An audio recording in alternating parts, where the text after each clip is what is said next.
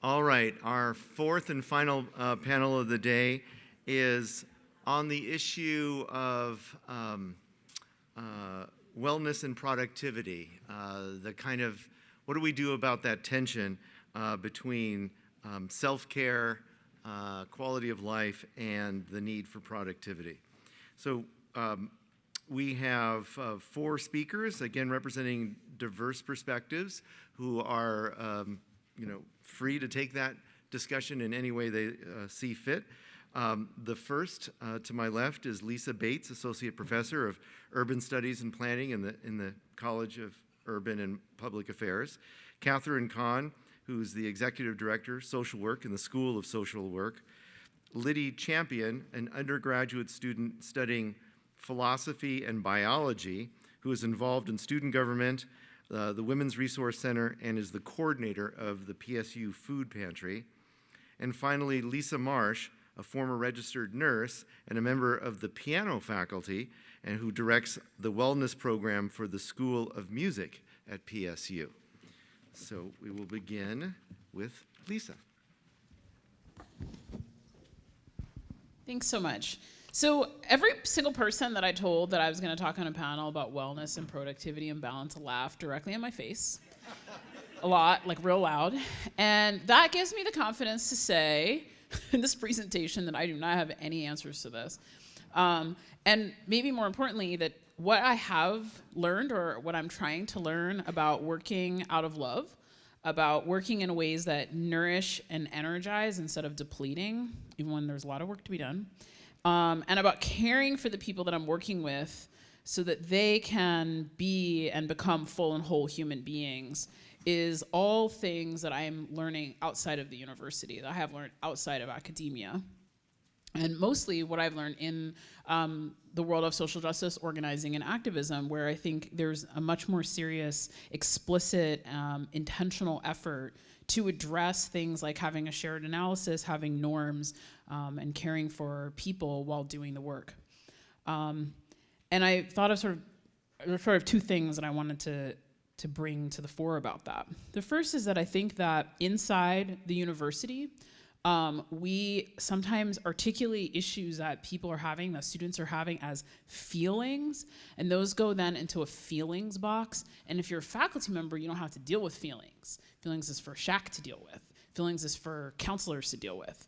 And so we hear, I feel like I'm not represented in this curriculum as an emotional issue, as opposed to talking about how this is about huge holes in the intellectual foundation that we're creating with our students as a shared analysis of how the world works, and that it becomes really difficult from an intellectual level to sort of create and develop a critique and action in the world if you're missing pieces from that. It's not a feeling. That's an issue that we should be dealing with.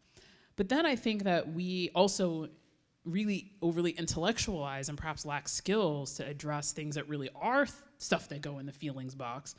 The sort of actually emotional issues. How do we learn together to, as some of my students like to say, how can we be careful with one another so that we can be dangerous together?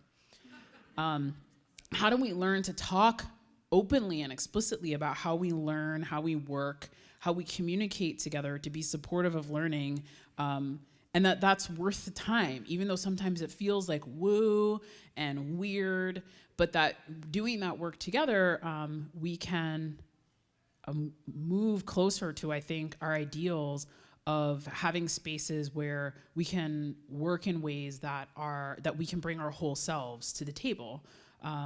And I feel really lucky to have worked with community partners who force me actually to talk about not the Black body, but to talk about Lisa Bates, human being who has many experiences, perspectives, as a specific person with hopes and feels and needs. And so I'm trying to work on bringing that to my classroom. It's very hard to think about how we take our whole institution into that space. But I want to just give a quick quote from Professor Kiesi Lehmann, who's at Vassar University. He says, "I wonder what happens if we admit that we teachers and administrators are unprepared to provide the sustained, compassionate assistance all our students need. What if we admitted that we need more sustained, loving education to become sustained, loving educators? I need a radical, compassionate, anti-oppression model of care and education that I never had so that I can give my students more of what they need.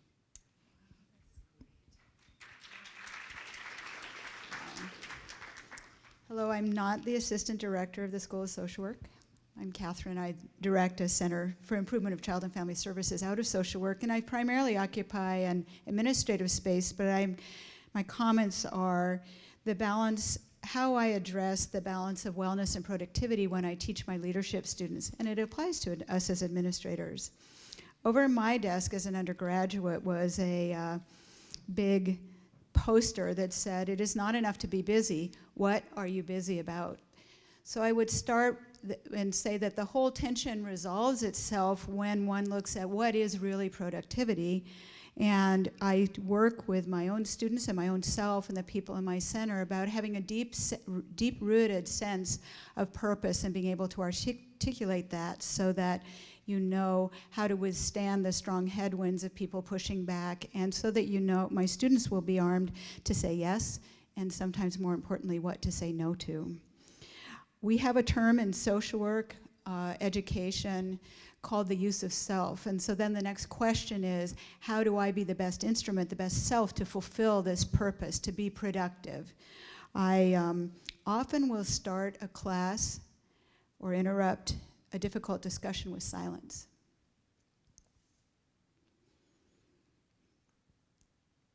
And what I find is that often that's the first moment of silence I've given myself or that my students have had that day.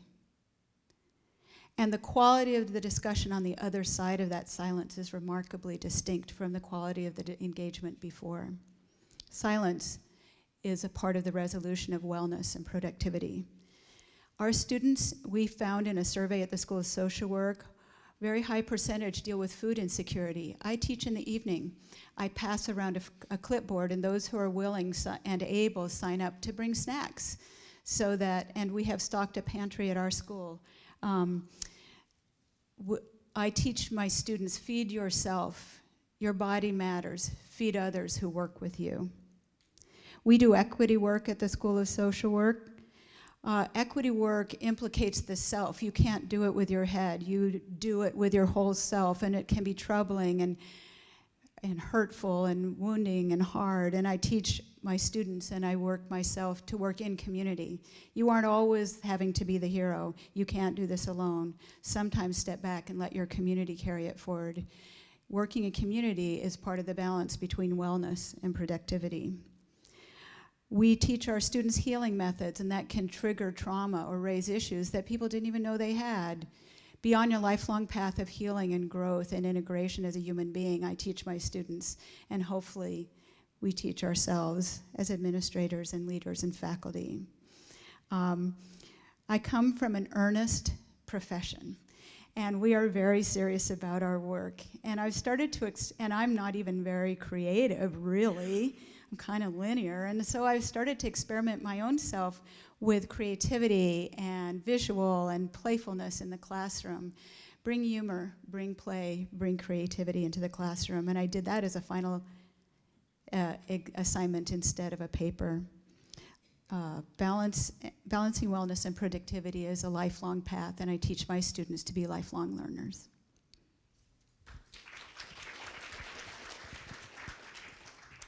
Hi, I'm Liddy Champion. I'm an undergraduate student here, and I had a similar reaction to being invited to speak on a panel on wellness and productivity, which is, as a full-time student and someone who works full-time, who am I to speak about balance? So I figured I would speak from the perspective of the PSU Food Pantry Coordinator. For those of you who don't know, the PSU Food Pantry is right around this corner. It's Smith 325, open Monday through Friday, 12:30 through 2:30 every day. One of the questions we were asked to think about for presenting today was, what struggles are students facing now? And I think this is where being in the pantry and seeing it firsthand really, really helps, because I see students are facing a tremendous number of struggles. They're having to deal with higher costs of education, higher costs of housing, and then food insecurity. And I have people tell me firsthand it was groceries or textbooks, so I bought my textbooks. And this is not an out of the ordinary thing. This is something that I hear pretty commonplace. And I think PSU as a semi non-traditional college especially sees us with its students who have children. So we try and serve everyone. We serve a broad range of students. And one of the challenges they all face is that this is not what they imagined of their college experience.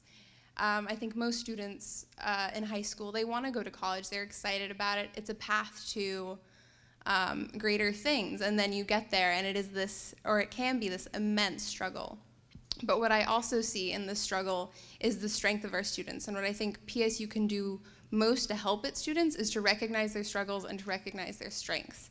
Because I see students who have kids who work full-time, who are in school full-time, who are exhausted, who are struggling to pay rent and buy groceries, yet they are still here.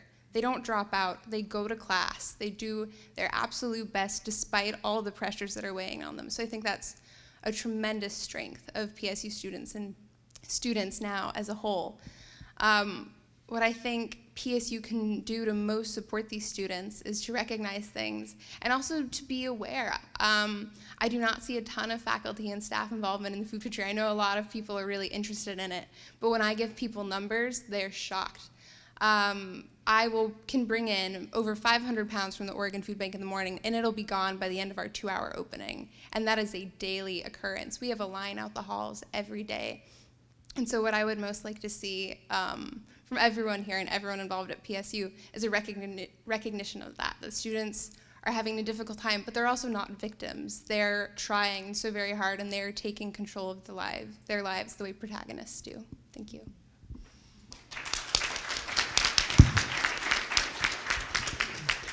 Thank you so much for being here, and thank you for all the panel members for your comments. It gives me a lot of hope for our community.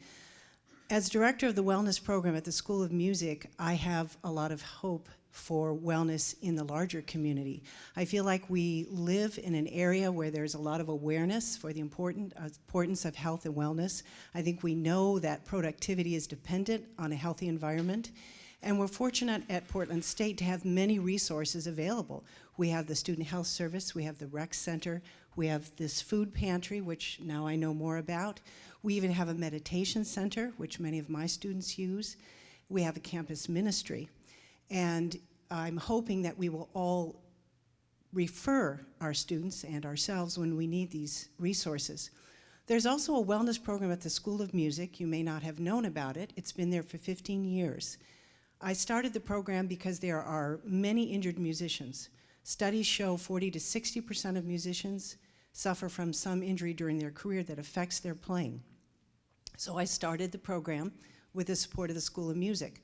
The main class, Body Mapping for Musicians, teaches musicians about the structure and the function of their bodies so they can learn how to move without hurting themselves. We also deal with performance anxiety to support emotional wellness. We have a unit on the self-map, which helps students learn about their identities. We also cover hearing loss prevention. This class, by the way, is open to anybody at Portland State University, faculty included, and there are no prerequisites.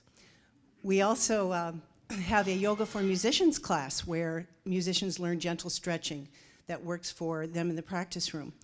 I'm going to be submitting a proposal for a Wellness for Musicians class that will be coming through in the spring, and in that class, our students will learn about diet, sleep, exercise, time management, which is one of the obstacles to well-being, stress management. And I'm very excited about that class because our population of 225 students is very close-knit, and they tend to reflect on each other and reverberate with each other. So when they start getting healthier, their friends take notice, and they start getting healthier.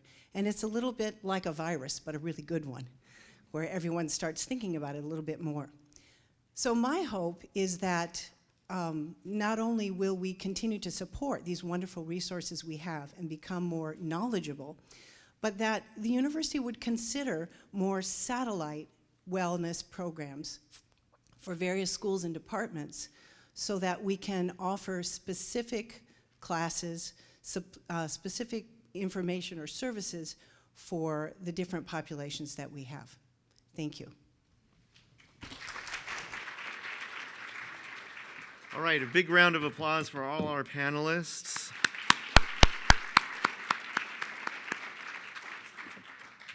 All right, so the next 30 minutes is devoted to table discussions around issues of wellness and productivity. You've heard a lot of good ideas here. Also, I just want to remind you that you are welcome to change tables if you're interested. Also, I want to thank Lisa Bates for giving us the Winter Symposium bumper sticker. How can we be careful with one another so we can be dangerous together? Look for that coming out. So after 30 minutes, we'll invite Provost Andrews up to do some synthesis and reflection.